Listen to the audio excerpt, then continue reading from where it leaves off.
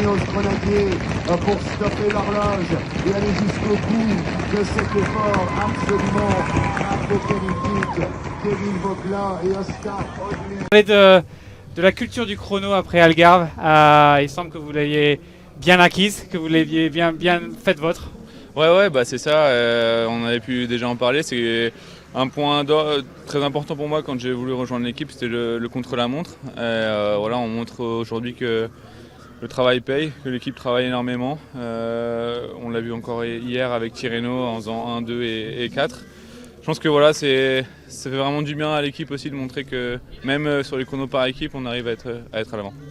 Vous étiez déjà très bon en chrono avant. Du coup, une question, est-ce que vous aviez un peu peur quand même quand vous étiez tous les deux seulement avec Oscar à la fin? J'ai eu surtout peur avant le départ.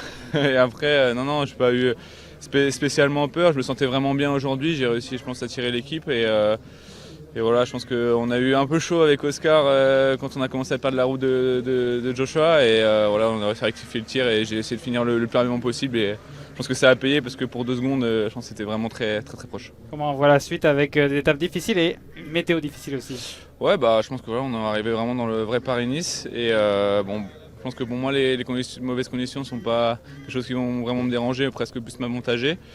Mais voilà, le principal, ça va être de voir où est-ce que je me situe sur des bosses un peu plus longues et un peu plus punchy. Et voilà, parce qu'on contre la montre, c'est jamais pareil. Et je pense qu'on a une bonne équipe et on a pour l'instant une bonne façon de penser et il faut qu'on garde ce cap. Félicitations. Merci.